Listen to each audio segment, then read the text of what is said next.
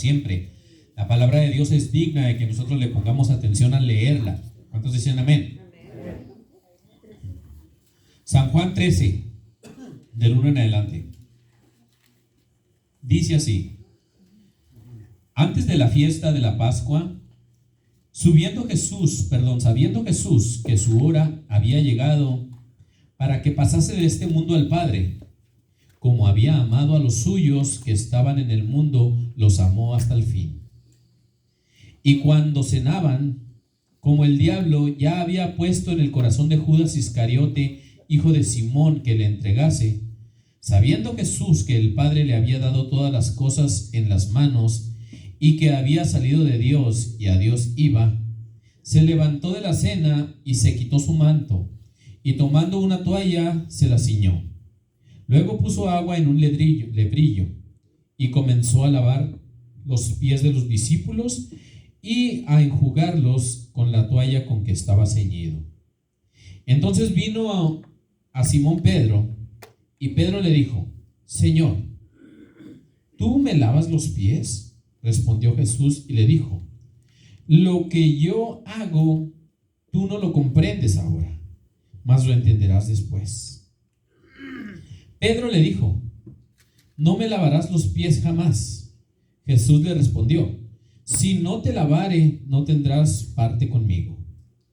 Le dijo Simón Pedro: Señor, no solo mis pies, sino también las manos y la cabeza. Jesús le dijo: el que está lavado no necesita sino lavarse los pies, pues está todo limpio, y ustedes limpios están, aunque no todos. Palabra de Dios para el pueblo de Dios. Oremos. Gracias, Señor, por tu amor, tu misericordia, por tu palabra. Ayúdanos a estudiarla, a entenderla y a llevarnos un mensaje en nuestros corazones para honra y gloria tuya. Gracias por los que estamos y también por los que no están. En tus manos los ponemos, en el poderoso nombre de Jesús. Amén. Pueden tomar asiento, mis hermanos. Un poco tiempo antes de que nuestro Señor Jesucristo fuera entregado para ser crucificado, para lavar nuestras culpas, nuestros pecados, el Señor Jesús quiso hacer algo, hermanos.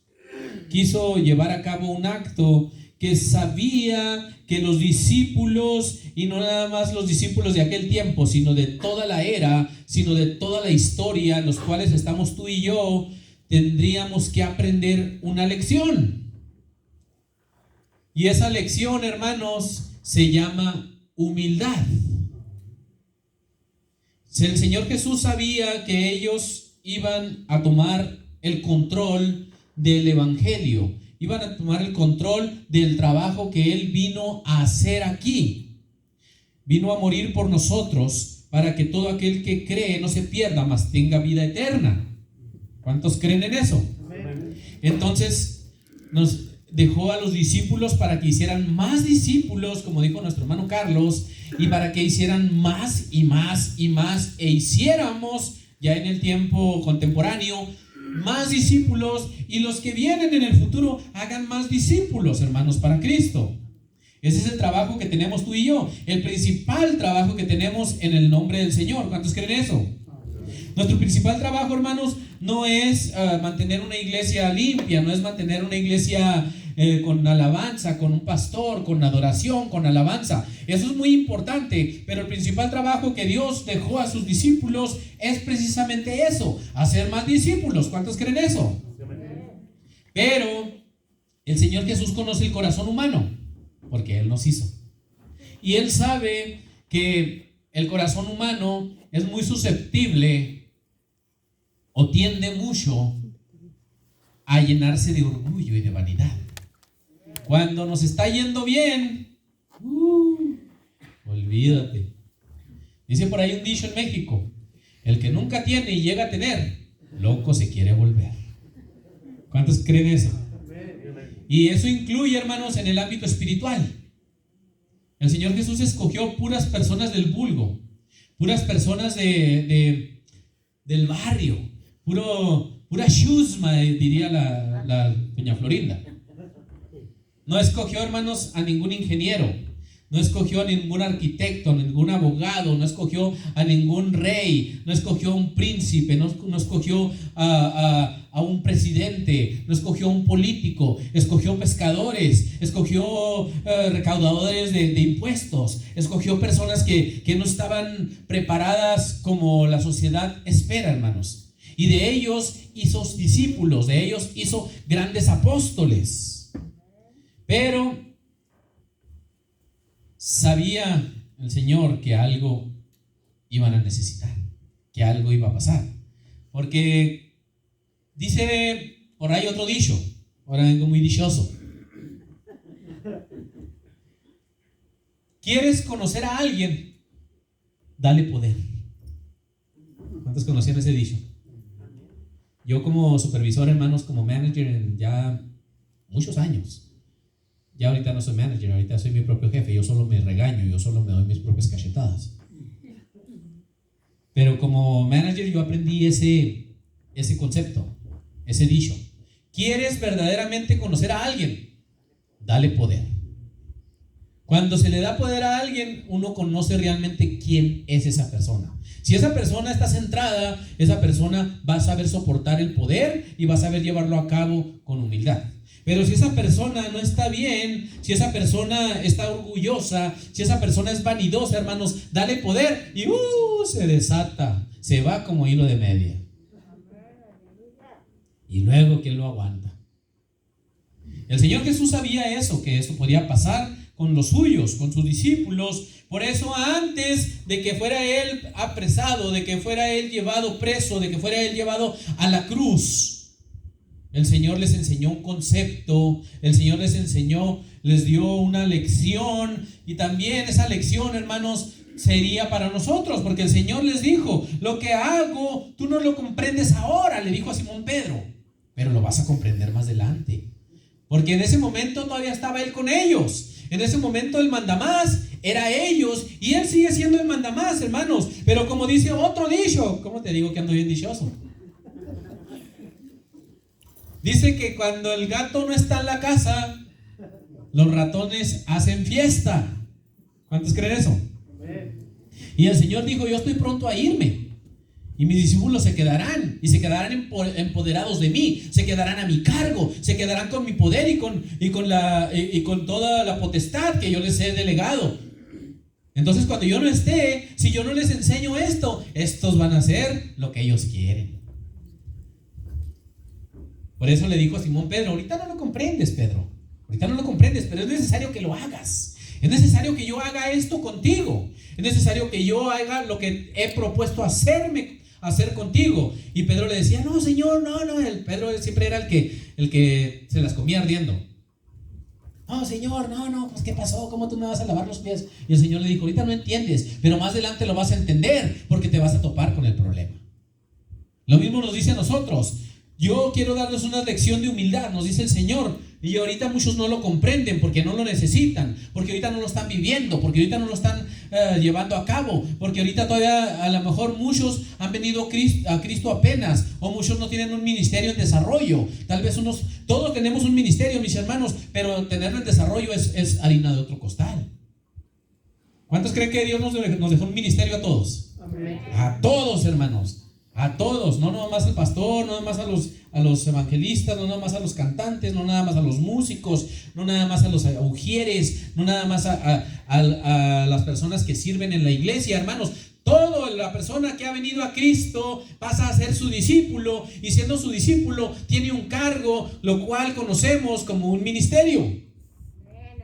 Y ese ministerio tiene que ser llevado en desarrollo, hermanos. Tarde o temprano, no te sorprenda, hermanos, que tarde o temprano Dios nos dé una lección. Si tú no estás desarrollando tu ministerio, tarde o temprano Dios te va a dar una lección y te va a enseñar que tienes que desarrollar ese ministerio, porque es un talento, es un don que Dios te dio, y no podemos esconderlo como aquel que lo escondió debajo de la tierra mientras su Señor venía. Tenemos que desarrollarlo, mis hermanos, tenemos que llevarlo a cabo. Así es que, fíjate, hay algunos hermanos que ni siquiera se dan cuenta cuál es su ministerio. ¿Cómo estamos? Muchos dicen: no, es que a lo mejor a mí no me tocó, llegué tarde. No llegaste tarde. Dios te dio un ministerio al momento que tú le entregaste tu vida, Jesucristo, nuestro Señor, te entregó un ministerio, te entregó unos dones y talentos. Es más, te entregó una mochila como las que entregaba Chabelo. Vamos a darle, cuates, una mochila que viene con diferentes cosas. Pero aquí, hermanos, no hay catafixia. Aquí no hay con que esta mochila no me gustó y quiero catafixiarla. Aquí esa mochila que Dios te entregó ya viene dotada de todo. Ya viene dotada de todos los dones y talentos. Y lógicamente que un ministerio. Si no, entonces ¿para qué son los dones y los talentos? Muchos todavía no han entendido eso, mis hermanos.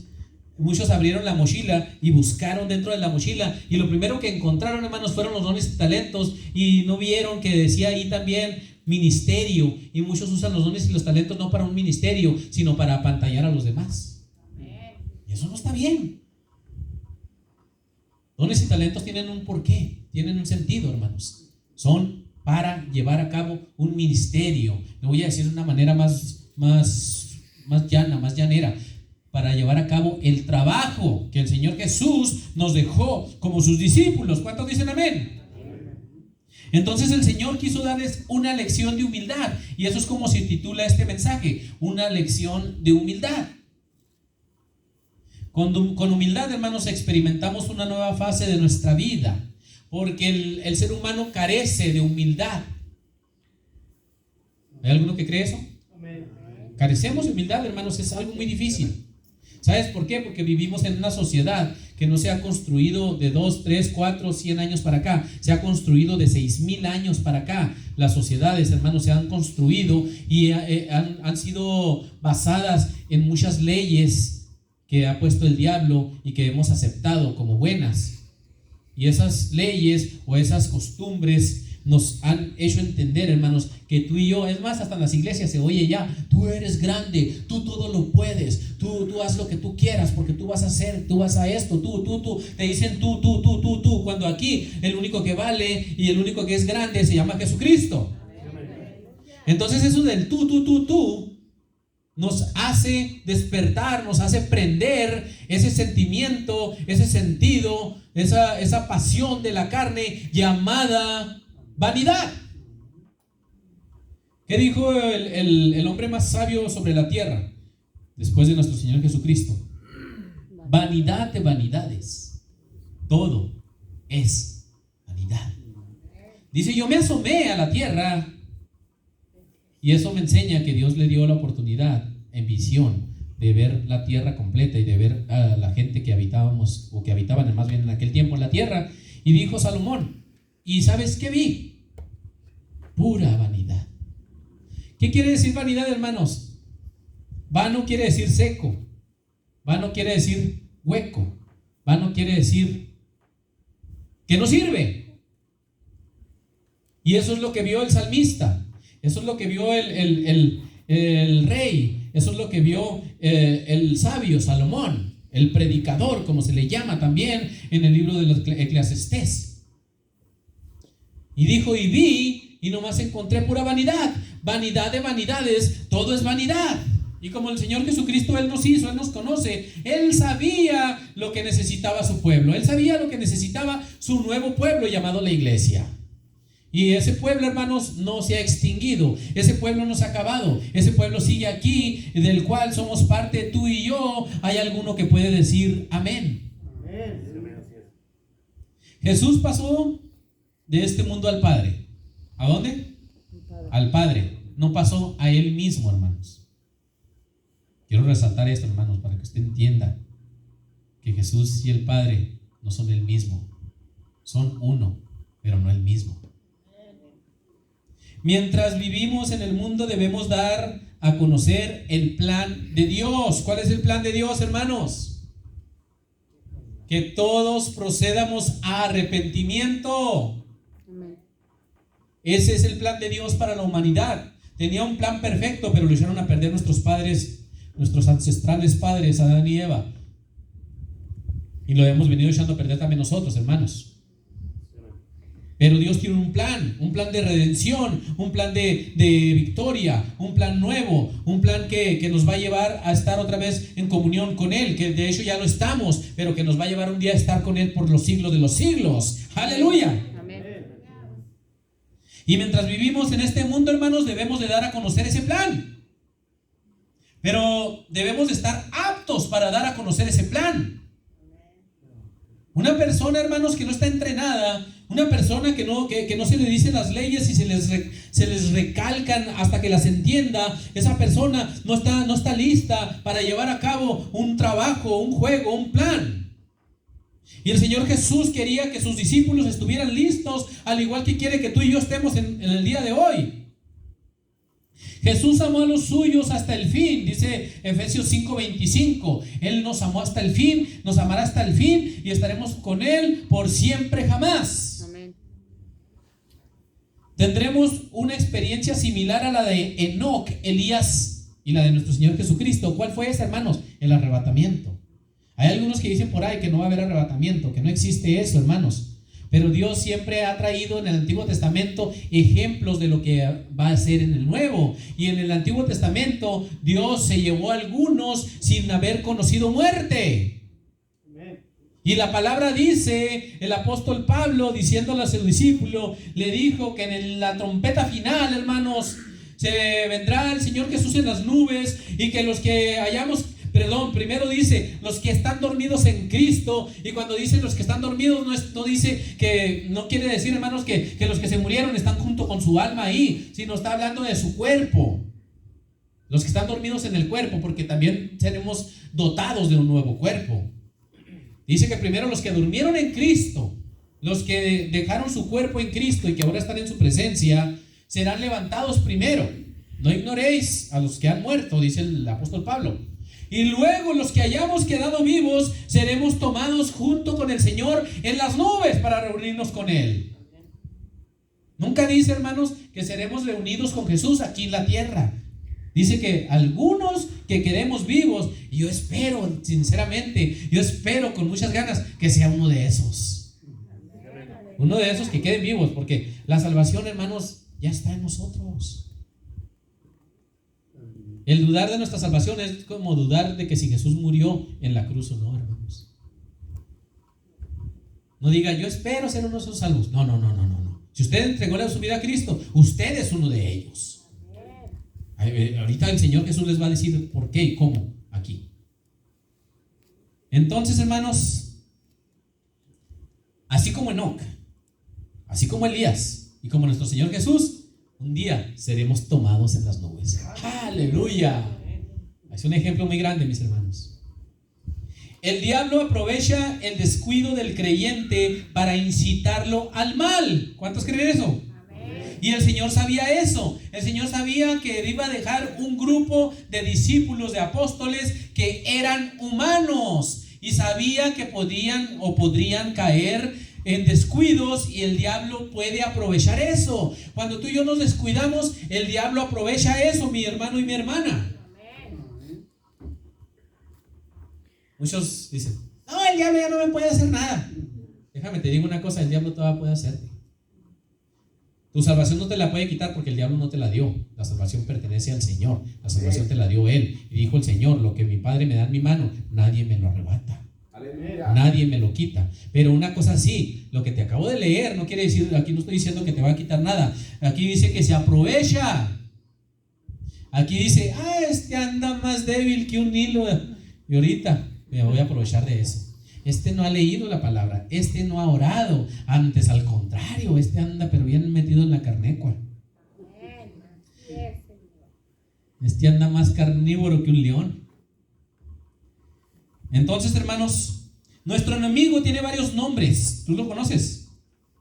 Entre ellos está el diablo, el acusador, el calumniador, nuestro adversario. Ese es nuestro enemigo. El diablo ataca la parte emotiva de las personas. Es ahí donde ataca. Una vez me preguntó un hermano en Cristo que si yo no tenía miedo de que el diablo se me apareciera y me atacara físicamente y que viviera. No, pues qué. La palabra dice que no le tema al que puede acabar con el cuerpo. Más bien que le tema a aquel que puede acabar con el alma eternamente, que es mi Señor. Entonces, hermanos, el diablo sabe que nosotros, no sé tú, pero no le debemos de temer físicamente a que se nos aparezca, que salga ahí con sus cuernillos o que salga muy bonito o muy bonita. No, hermano, debemos de temer, hermanos, y debemos de estar alertas y truchas con nuestras emociones. Ahí es donde sabe cómo atacar a los cristianos. El corazón es parte del alma, hermanos, y es por donde el diablo ataca. Acuérdate que dice la palabra que engañoso es el corazón, y que no nos fiemos de nuestro corazón. A diferencia de lo que el mundo y los libros de sabiduría y cosas que nos dicen, ay, entonces ¿qué hago? Guíate por tu corazón. No, hombre, estamos más fritos que un pescado. Fíjate de tu corazón. Si lo traemos más negro que el chapopote. Fíjate de tu corazón. No te fíes de tu corazón, nos dice la palabra al revés. Fíjate del Señor de todo tu corazón. Amén. ¿Sí entendiste eso? No te fíes del corazón, fíjate del Señor de todo corazón. O sea, con todas tus ganas, con todo tu ser. Pero fíjate del Señor, no del corazón. Hombre, este está más negro que la noche. Y más si le damos de comer a la carne. Y más si nos descuidamos. El diablo sabe eso. El diablo conoce. El diablo sabe, este no anda bien metido. Este no está bien en comunión. ¿De dónde viene la fuerza del cristiano, hermanos? De la oración, de la comunión con el Señor. No viene del nombre, no viene del título, no viene de la iglesia, de la congregación, no viene del pastor que tengas, no viene del cargo que tengas en la iglesia. El poder, la autoridad, la unción y el repelente contra el diablo vienen de nuestra comunión con Dios. ¿Cuántos creen eso? Y el diablo sabe eso. Ataca a todos, pero especialmente a los que tienen una función especial en el reino de Dios. ¿Quiénes tienen una función especial en el reino de Dios, hermanos? Voy a preguntar a ver si alguno de aquí tiene. ¿Alguno de aquí tiene una función especial en el reino de Dios? Todos, hermanos. Porque todos tenemos un ministerio, y el ministerio es predicar el evangelio. Más especial y más poderoso que esa función. Bueno, ahora sí que ya saben, vuelvo y pregunto. ¿Cuántos tienen una función especial en el reino de Dios? Entonces, especialmente a nosotros nos ataca más. Y déjame te digo una cosa. El diablo es muy sagaz. Y como vuelvo y te repito, no esperes que te ataque de una forma de película de terror, hermano. Me dijo un hermano, hombre, yo estaba en un hotel y de repente estaba bañándome y estaba en la bañera y se me apareció el diablo y que nos agarramos y que no, y que me decía, no te voy a dejar ir y te voy a llevar y que quién sabe qué. Le dije, pues que no dicen que tú no eres cristiano. Sí, entonces ¿cómo te va a llevar? Dice que se le apareció y que se agarraron. Hermanos, el diablo sabe de qué pata cojeamos. Me ando cojeando ahorita de la derecha. El diablo sabe lo que nos gusta, lo que nos encanta, hermano, y sabe que las manifestaciones y las cosas de la carne. Y el diablo va a atacar por ahí, hermanos. El diablo hasta a veces va a atacar muy bonito, déjame te digo. El diablo va a hacerte santo el camino al infierno. Bueno, nosotros en este caso no, porque somos cristianos, pero el diablo va a hacerte santo un camino a la perdición en este mundo, hablando de esto. El diablo sabe, a este le gusta mucho esto. Ahí lo atacamos y ni lo va a sentir. ¿Sabes por qué? Porque le gusta. Este es como Ana Bárbara, le asusta pero le gusta, ¿verdad? Así atacó a Adán, así atacó a David, a Salomón, a Pedro, a Judas, etcétera, hermanos. El diablo sabe. Pero el Señor Jesús dijo, hay un antídoto en contra de eso. Y muchos pensamos, y muchos dicen, andan haciendo tonterías, y luego ¿sabes qué? ¿Sabes con cuál salen? Me cubro con la sangre de Cristo. Pues ni que fuera un cobertor. Para eso están los San Marcos. La sangre de Cristo no es para cubrir, hermanos. La sangre de Cristo no es para para ahuyentar al diablo. La sangre de Cristo, hermanos, no es para que te dé unción y poder. La sangre de Cristo es la sangre del Cordero de Dios. ¿Para qué servían los corderos en el Antiguo Testamento? ¿Para qué servían los corderos allá en el tabernáculo? Para remisión, para redención, para perdonar los pecados. La sangre de Cristo sirve para perdonar nuestros pecados. Muchos dicen: con la sangre de Cristo voy a derribar murallas. No, hermanos, esa no es la cosa. Tenemos que alinearnos, hermanos. Hay cristianos que no leen la Biblia y se les ocurren cosas y se oyen bonitas y las dicen y luego se van pasando en generaciones también. Y luego ya después andamos en la iglesia diciendo lo mismo que dijeron en otra iglesia sin bases bíblicas.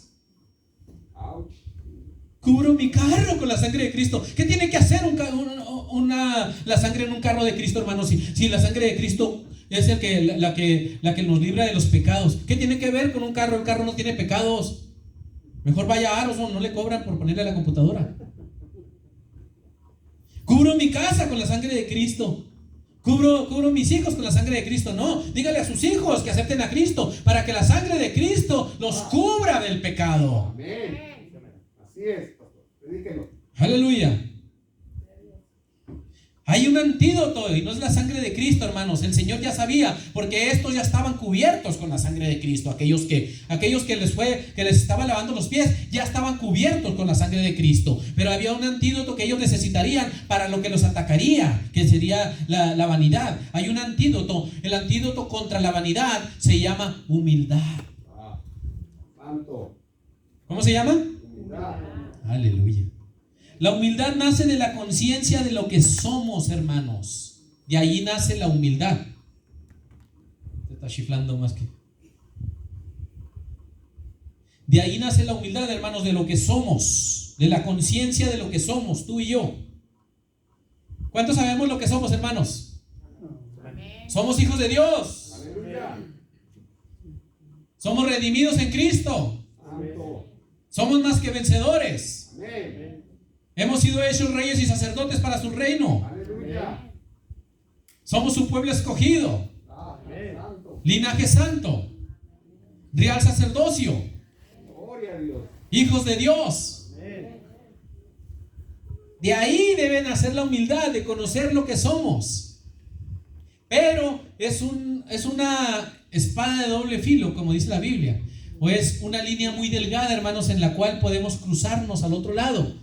Porque todo lo que te acabo de decir son títulos y son posesiones muy valiosas que a la persona que no está bien fincada, a la persona que no tiene el antídoto en su mano, la puede volver vanidosa y se puede ir para el otro lado.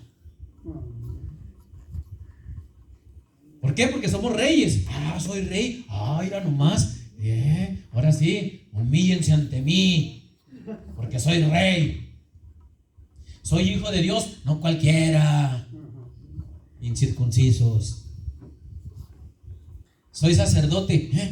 Y los de la católica, yo también soy sacerdote, ¿verdad? Linaje escogido. Mira, yo mero le dije al Señor: escógeme a mí, Señor. Ya estamos entrando en el otro. Hermanos, todo lo que tenemos y todo lo que somos es por su gracia. Es por su amor. Es por su misericordia, porque Él nos amó primero y nos amará hasta el fin. Si tú y yo estamos en Cristo, hermanos, no fue ninguna de nuestras gracias, no fue ninguna de nuestras acciones, es porque Él así lo predispuso. Nada de lo que tú y yo hagamos vale, hermanos. El Señor Jesús vino y murió por nosotros, y el Señor Padre Celestial ya tenía predispuesto que tú y yo fuéramos salvos en Jesucristo. A veces decimos: no, es porque yo me porté bien, no es porque yo le hice caso, no es porque, no es porque nada. Es porque Él así lo quiso. Y debemos de darle gracias y ser humildes por eso. ¿Cuántos dicen amén? La humildad nace de la conciencia de lo que somos. ¿Ya estamos entendiendo lo que somos, hermanos? 3 cosas que Jesús sabía y que quiso enseñarnos a nosotros. que el Padre le había dado todo. Aquí no dice que Él se lo dio todo a Él mismo. Aquí dice que el Padre, ¿quién se lo dio? Versículo 3. Sabiendo Jesús que el Padre le había dado todas las cosas en las manos, ¿quién se lo dio? No son el mismo, son uno. ¿Y que había salido de quién? De Él mismo. No, del Padre, de Dios. Y que iba a Dios otra vez. No dice que ya se convirtió de... Ya, como creen los unicitarios, hermanos, los que creen que no solo Jesús les llama. Que dicen que es el mismo. Entonces aquí dice, es que estas Biblias las escribieron mal. Tire sus Biblias, hermano. Necesitamos comprar una Biblia unicitaria, ¿verdad? Aquí dice que Jesús había salido de Dios. Aquí no dice que Jesús se convirtió nada más en que era el Padre y que se convirtió nada más en Cristo. Y luego dice y que iba a Dios. Aquí no dice que Jesús se dejó de convertir a Cristo y ahora se convirtió en el Dios Padre. No dice eso. Aquí dice que salió de Dios, que Dios le dio todo y que iba otra vez a Dios. Hablando del Padre. Nos deja claro, hermanos, que son dos personas diferentes. Pero también el mismo San Juan nos deja claro que el Padre, el Hijo y el Espíritu uno son. Amén. Pero bueno, ese era un comercial. Entonces Jesús sabía que Él iba al Padre, hermanos. ¿Qué quiere decir eso? Que Jesús sabía quién era Él. ¿Por qué digo esto? Porque Él se puso una toalla y luego agarró agua en un recipiente y le lavó los pies a sus discípulos. ¿Qué quiere decir esto de lavar los pies, hermanos? Para la antigua Israel y tal vez para la contemporánea, para los que siguen las tradiciones de Israel, el lavarle los pies a alguien, hermanos, es una gran humillación para la persona que lo está haciendo. Eso es rebajarse, eso es hacerse menos, ese es trabajo de un esclavo. Y Jesús hizo ese trabajo, el del esclavo. Por eso Pedro, hermanos, que también así como era el más rebelde, como era el más explosivo, también era el más trucha. Por eso Pedro le dijo, no, espérate, Señor, ¿qué? A mí no me vas a lavar los pies, Señor. Tú eres el Señor, yo soy el siervo. Yo te los tengo que lavar a ti, casi le dijo. Y el Señor Jesús le dijo, no, Pedro, todavía no entiendes las cosas. Todavía no entiendes a Dios. Todavía no entiendes las cosas de Dios que para el mundo son contrarias. Todavía no entiendes las cosas de Dios que para el mundo son locuras, así como el Evangelio. Y le dijo, y si no te dejas que yo te haga esto, entonces no tendrás parte en mi reino. No tendrás parte conmigo, aunque ya lo tenía, pero el Señor le estaba hablando en una forma analógica, una forma de analogía. Le dijo, tienes que hacer esto porque te estoy enseñando algo para que aprendas. Para que aprendas. El Señor, entonces, ¿por qué dice que el Señor Jesús ya sabía que iba al Padre? Sí, ya sabía. Por eso a Él no lo iba a rebajar, hermanos, el lavarle los pies a sus discípulos, por mucho que dijeran y que dejaran de decir, o por mucho de lo que la sociedad entiende. Cuando tú y yo tenemos que hacer algo de humildad, hermanos, la gente nos va a señalar y nos van a decir, ese está remenso, es el jefe y está rebajándose. Eso es lo que el mundo va a decir de nosotros. Pero déjame te digo algo, hermanos. A ti y a nosotros no nos debería de importar lo que el mundo diga. A ti y a mí nos debería de importar lo que Dios diga y lo que Él piensa. ¿Cuántos dicen amén? Amén. ¿Por qué chilla tanto, hombre? Si no le hago nada.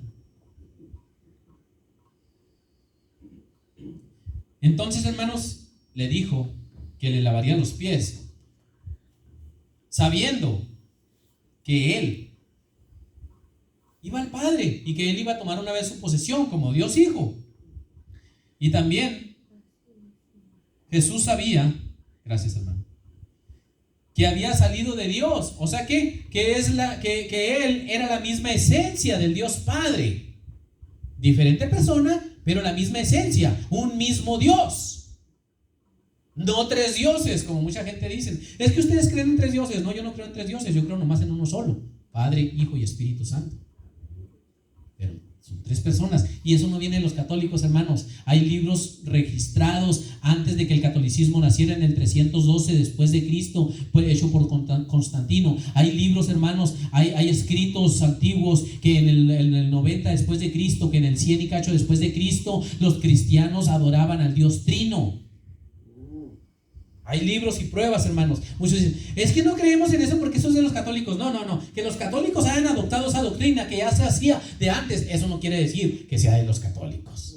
Lo mismo que no quiere decir que la iglesia católica sea la iglesia verdadera de Cristo, como dicen ellos. No, es que, ¿cuál es la iglesia verdadera de Cristo que el Señor dejó? No, pues la iglesia verdadera de Cristo se llama la iglesia de Jesucristo, no la iglesia católica. Hay cosas que los católicos practican, hermanos, que tomaron de los cristianos antes de que esa religión, porque esa es una religión, naciera. Y ellos las adoptaron y las llevaban, porque al principio, hermanos, no era todo malo con los católicos. Pero fueron pervirtiéndose. ¿Por qué? Porque no se dejaron lavar los pies por Jesús. Porque no entendieron la lección de humildad, se llenaron de vanidad, y hasta hoy en día la iglesia está llena de vanidad, la iglesia católica, hermanos, porque se creen la autoridad del cielo en el mundo. El Papa, el hombre, casi lo ponen como Jesucristo. Es más, muchos lo adoran más que a Jesucristo. Lo mismo que a la Virgen. La Virgen no tiene culpa, hermanos. Ella está ahorita con Dios. Ella es una santa como tú y como yo, pero no hace milagros. Los milagros los hace Dios. Es una mujer especial, pero tampoco es la segunda de Dios, ni la esposa, ni nada de eso. Vanidad de vanidades, todo es vanidad. Y sabe Jesús, y sabía que Él regresaría. En pocas palabras, Él sabía el poder y la autoridad que Él tenía y que Él sigue teniendo, y que lavarle los pies a sus discípulos no lo rebajaría. Lo mismo le dijo a Pedro: si tú haces esto con otros, eso no te rebajará, porque tú sabes quién eres. Tú te quedarás como uno de mis discípulos, y aquí están las llaves del reino, te las entrego, y tú también serás uno que hará mis discípulos, y tú tendrás un lugar especial en el cielo. Porque sabían ustedes que en el trono de Dios hay 12 ancianos, hermanos, 24, perdón, y 12 de esos son los apóstoles, y uno de ellos es Pedro. Pero Pedro estaba actuando y sintiendo conforme al mundo. No podemos hacer las cosas de Dios, actuar las cosas de Dios conforme a lo que el mundo dicta. Tenemos que hacerlo conforme a lo que la palabra dicta. ¿Cuántos creen eso? A pesar de que Jesús era heredero del Padre, de todo, hermanos, de toda potestad, lo dijo el hermano Carlos ahorita, ¿de todo qué? Poder, toda potestad. Actuaba con humildad. Si Jesús, que sabía, que sabe, que tiene todo el poder y la potestad de Dios, hermanos, actuaba y actúa con humildad, ¿quiénes somos tú y yo para que cuando tomemos un cargo actuemos con vanidad? Nadie somos. Somos cristianos, somos humanos. Debemos de actuar con humildad a pesar de nuestras pertenencias y logros en Cristo, y también secularmente hablando. Debemos de portarnos humildes. Permitámosle al Señor que nos ministre, hermanos. Aquí le está diciendo: tú ahorita no le entiendes, tengo que ministrarte, tengo que servirte. Ministrar, hermanos, quiere decir servir. Hay personas en la iglesia que piensan que ministrar nomás es leer la palabra, cantar unos coros y eso. No, hermanos, sí es ministrar eso, pero eso es parte de la administración. El también ayudar a alguien, trabajar para alguien, cuidar a alguien, ese también es ministrar. Así es. Ministro quiere decir servir. Ministro quiere decir servidor pequeño, y ministerio quiere decir servir. Amén. Mira nomás. Gloria a Dios. Hay unos que se les llena la boca de decir mi ministerio. Más bien que se nos llene el corazón de humildad, de decir: tengo un ministerio, tengo que servir, porque el que no sirve, no sirve. ¿Cuántos creen eso? El orgullo es el impedimento más grande que el Señor se manifieste en nosotros. Por eso a Pedro le dijo: hey, déjate hacer esto, porque tú después lo vas a entender. Tienes que entender que yo te tengo que ministrar, Pedro, que yo te tengo que servir. Yo no vine a ser servido, sino a servir, dijo el Señor. Tienes que entender eso, porque tú lo vas a hacer a otros, Pedro. A pesar y en contra de las circunstancias, tú lo tienes que hacer a otro. ¿Cuántos dicen amén? A veces no entendemos, hermanos, el plan que Dios tiene para nuestra vida. Por eso estamos con vanidad. Para lavarle los pies a los demás, hermanos, quiere decir que debemos de ser humildes junto con los demás. Y necesitamos haber sido lavados, que quiere decir regenerados, salvos en Cristo. Pedro le dijo que no, y el Señor Jesús le dijo que sí, que le tenía que lavar los pies. ¿Qué le dijo? Los pies. Y Pedro todavía seguía sin entender. Bueno, pues lávame también la cabeza y las manos. No lo estaba bañando, pues. El Señor nunca dijo, fórmense que los voy a bañar, si no son bebés. El Señor nomás dijo, les voy a lavar los pies, porque tenía un significado el lavarle los pies. Y esta tarde, Dios quiere que entendamos qué es el significado del lavamiento de pies, hermanos, aparte de la humildad hacia el que lo hace. Pero para el que se lo hacen, tienen un significado, hermanos. ¿Sabes cuál es el significado? Es perdonar nuestros pecados diarios. El Señor Jesús le dijo, no te voy a lavar la cabeza, ni las manos, ni todo lo demás, porque ya estás lavado, Pedro. Cuando aceptamos a Cristo, hemos sido lavados en su sangre. Para eso sirve la sangre de Cristo. Aleluya. Hemos sido lavados en su sangre, pero el Señor sabe que nosotros seguimos caminando en este mundo y que en este mundo, hermanos, por descuido o por diferentes circunstancias, seguimos manchándonos los pies por los caminos que andamos. Y por eso es necesario, y por eso el mismo apóstol escribió que el Señor Jesucristo es fiel y justo para perdonar nuestros pecados y librarnos de toda maldad. ¿Qué quiere decir eso, hermanos? Debemos de dejar que Jesús nos ministre todos los días. ¿Cuándo? Todos los días. Todos los días el Señor tiene puesta una toalla en su cintura y tiene un lebrillo con agua pura, santa, para lavar nuestros pecados que hemos recogido con nuestros pies, no con nuestro ser, porque ese ya está limpio, ese ya está apartado, ese ya está lavado, ese está santificado, esperando que su Salvador venga por él. El Señor quiere limpiarnos los pies, los pecados que recogemos diarios, y es necesario que en el momento, o si no puedes en el momento más tarde, cuando puedas en el día, vayas a la presencia del Señor y le digas, Señor, heme aquí, lava mis pies. Límpiame de la maldad, del pecado y de toda maldad que recogí en este día, Señor. Amén. Santo. Mira, fíjate cómo le dijo. Entonces Simón Pedro le dijo, Señor, tú me lavas los pies. Y Jesús le respondió, lo que yo hago, tú no lo comprendes ahora, mas lo entenderás después. Y tú y yo lo estamos entendiendo esta mañana. Pedro le dijo, no me lavarás mis pies jamás. Jesús le respondió, si no lo haces, no tendrás parte conmigo. Le dijo Simón Pedro, entonces lávame todo. Jesús le dijo, el que está lavado, Pedro, ya estás limpio. El que está lavado no necesita sino lavarse solo los pies, pues está limpio, está todo limpio. Aquí no dice está limpio a pedacitos, o está limpio a veces sí, a veces no. Aquí dice está limpio todo. Y ustedes limpios están, aunque no todos, había uno que no estaba. Y aquí podemos ver, hermanos, que este sí se perdió, se fue al infierno, porque no estaba limpio. Hablamos de Judas.